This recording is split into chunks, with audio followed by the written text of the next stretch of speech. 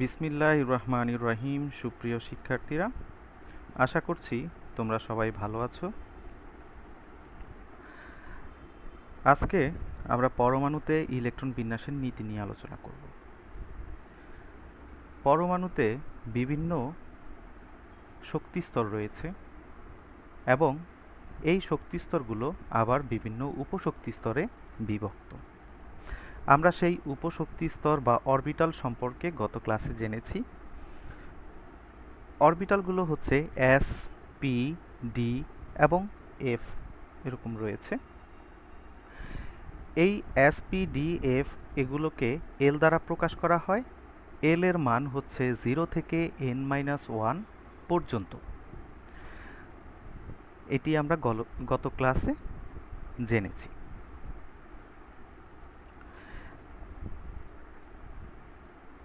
দুটো অরবিটালের মধ্যে যেই অরবিটালের শক্তি কম তাতে ইলেকট্রন আগে প্রবেশ করবে, অর্থাৎ নিম্ন শক্তির অরবিটাল ইলেকট্রন দ্বারা পূর্ণ হয়ে ক্রমান্বয়ে উচ্চ শক্তির অরবিটাল ইলেকট্রন দ্বারা পূর্ণ হবে।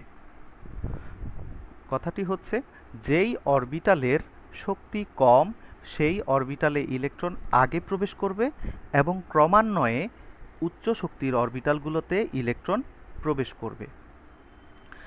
গত ক্লাসে আমরা ইলেকট্রন বিন্যাসের জন্য উপশক্তি স্তরগুলোর আমরা একটি সিরিজ পড়েছিলাম। সেখানে আমরা কিছু সমস্যা দেখেছি যে ইলেকট্রন 3d অরবিটালে প্রবেশ না করে 4s অরবিটালে প্রবেশ করছে। আমি বলেছি এটির উত্তর আজকে দিব। তাহলে এখন প্রশ্ন হচ্ছে যে অরবিটালের শক্তি কম বেশি সেটা আমরা কি করে জানতে পারবো? অরবিটালের শক্তি কম বেশি সেটা আমরা জানতে পারবো n+l এই মানটার উপর। যেই অরবিটালের জন্য n+l এর মান কম সেটি হচ্ছে কম শক্তির অরবিটাল এবং ইলেকট্রন এই কম শক্তির অরবিটালেই আগে প্রবেশ করবে এবং ক্রমান্বয়ে উচ্চ শক্তির অরবিটালগুলোতে ইলেকট্রন প্রবেশ করবে। এখন আমরা দেখব যে 4s অরবিটাল, এই অরবিটালটার শক্তি কত। 4s অর্থাৎ এই 4s অরবিটালে n এর মান হচ্ছে 4, যেহেতু এখানে 4s চতুর্থ শক্তি স্তর। s অরবিটালের জন্য l এর মান হচ্ছে কত? s অরবিটালের জন্য আমরা এখানে দেখতে পাচ্ছি s অরবিটালের জন্য l এর মান হচ্ছে 0। তাহলে 4s অরবিটালের জন্য n+l কত আসে? n+l। 4s অরবিটালের জন্য n+l এর ভ্যালু আসবে, n হচ্ছে 4 এবং l হচ্ছে 0। তাহলে n+l ভ্যালু আসছে 4। 4s অরবিটালের জন্য n+l ভ্যালু হচ্ছে 4। তাহলে একইভাবে 3d অরবিটালের জন্য কত আসে? 3d অরবিটালের জন্য আসবে, এখানে n এর মান হচ্ছে 3 এবং d অরবিটালের জন্য l এর মান হচ্ছে কত? l এর মান হচ্ছে 2। তাহলে এখানে l এর মান হচ্ছে 2।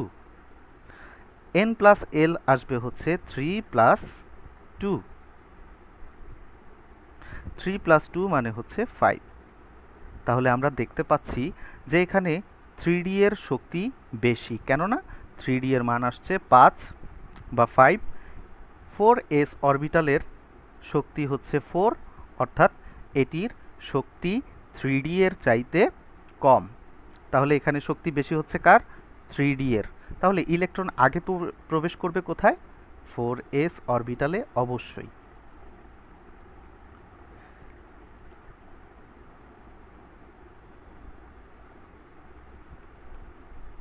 আশা করছি তোমরা এই অংশটি খুব ভালোভাবে বুঝতে পেরেছ। আমি আরেকবার বলে দিচ্ছি, যেই অরবিটালের জন্য n+l এর মান কম সেটি হচ্ছে কম শক্তির অরবিটাল এবং ইলেকট্রন তাতে আগে প্রবেশ করবে এবং ক্রমান্বয়ে উচ্চ শক্তির অরবিটালগুলোতে ইলেকট্রন প্রবেশ করবে। আমরা এর জন্য একটা উদাহরণ দেখতে পারি পটাশিয়াম। পটাশিয়ামের ইলেকট্রন রয়েছে 19টি। তাহলে এটির ইলেকট্রন বিন্যাস কি হবে? এটির ইলেকট্রন বিন্যাস হবে 1s 2 2s 2 2p 6 3s 2 3p 6। তাহলে কি এরপর 3D-তে প্রবেশ করবে নাকি 4s-এ প্রবেশ করবে? আমরা জেনেছি 3D শক্তি হচ্ছে বেশি এবং 4s-এর শক্তি হচ্ছে কম। এখানে বলে দিচ্ছে যে আগে কম শক্তির অরবিটালে কি করবে? ইলেকট্রন প্রবেশ করবে। তাহলে অবশ্যই এটা 3D না হয়ে 4s হবে। তাহলে এখানে কয়টি হয়েছে ইলেকট্রন? আর আছে একটি। তাহলে এটা হচ্ছে 4s1। অর্থাৎ এখানে 3D ফাঁকা থাকবে, 4s-এ একটা ইলেকট্রন প্রবেশ করবে।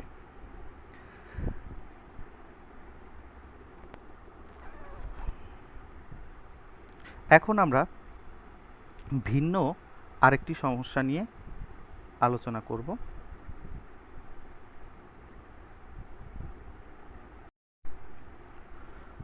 সমস্যাটি হচ্ছে আবারও 3D এবং 4p নিয়ে। 3D এটির শক্তি আমরা কিছুক্ষণ আগে বের করে দেখেছি, এটির শক্তি হচ্ছে 5। 4p এটা শক্তি কীরকম? 4p এর জন্য n এর মান হচ্ছে 4 এবং p অরবিটালে l এর মান হচ্ছে 1। তাহলে এখানে l ইজ ইকুয়াল টু 1। তাহলে এখানে আমরা বুঝতে পারছি যে এখানে n প্লাস l করলে এটার মানও আসবে 4 প্লাস 1 মানে হচ্ছে 5। অর্থাৎ এই দুইটা অরবিটালের শক্তি সমান। তাহলে এখন ইলেকট্রন কোথায় আগে প্রবেশ করবে? 4p-তে নাকি 3D-তে? অবশ্যই এখানে ইলেকট্রন আগে প্রবেশ করবে হচ্ছে 3D অরবিটালে। কেন 3D অরবিটালে প্রবেশ করবে? এই রকম সমস্যা যখন সৃষ্টি হবে, অর্থাৎ দুইটা অরবিটালের শক্তি সমান হবে, তখন আমাদেরকে লক্ষ্য করতে হবে যে এই দুইটা অরবিটালে কোনটির প্রধান শক্তি স্তরের মান কম, অর্থাৎ কোনটির n এর মান কম। এখানে n এর মান কম হচ্ছে 3D। তাহলে এই 3D উপশক্তি স্তরে ইলেকট্রন আগে প্রবেশ করবে এবং 4p উপশক্তি স্তরে ইলেকট্রন পরে প্রবেশ করবে। তোমাদের বোঝার জন্য আমি আরেকবার বিষয়টা রিপিট করে দিচ্ছি। 3D এবং 4p দুটো অরবিটালেরই শক্তির পরিমাণ সমান, শক্তি হচ্ছে 5। তাহলে ইলেকট্রন আগে কোথায় প্রবেশ করবে?